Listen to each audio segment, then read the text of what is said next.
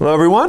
Back to BIOM-MECH 543, I believe, and we're going to talk about Unit 5 here. So you're halfway through the course, so nice work.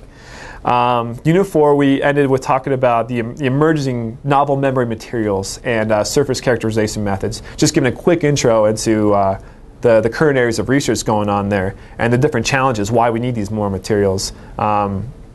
Of which there are many, many. So this area of research is not going away anytime soon. So we'll also talk about some emerging areas of membrane challenges, areas that you would never have considered using a membrane before, not necessarily in separations, but in all kinds of different areas, especially in biomedical areas, where these membranes might be more applicable because of the material advancements, whereas before it was never even considered. One of the ways to do this is we'll talk something about, it's called preparing membranes by molecular imprinting. And this is actually a way of sticking different molecules onto the membrane that are very specific for other molecules in solution.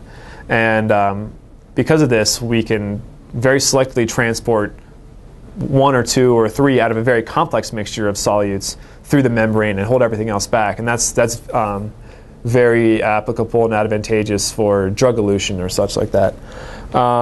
A good example of this, we're also going to talk about something called affinity membranes, which is like molecular imprinting, where you put a certain compound or a protein, in the case I'm going to talk about, onto the membrane itself or inside the pores, and these proteins bind to very, very specific other proteins or carbohydrates or whatever. A good example here is in antibody purification, of which there's about a $20 billion industry, so it's very, very big.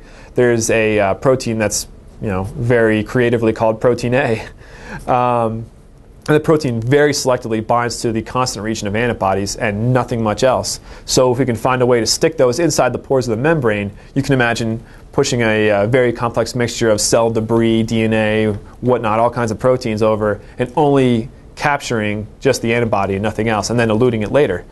The second part of this unit, we'll be talking more in depth, much more in depth about surface modification and functionalization methods. This is where the materials themselves, while having advantageous properties, aren't all the way to the extent that we want for whatever separation event that we're looking for. So we want these properties to go beyond the base membrane. So we start to modify them little by little, chemically. A good example of this, we talk about fouling a lot in this class. So enhancing the anti-fouling properties of these membranes is a big one. And that's about it.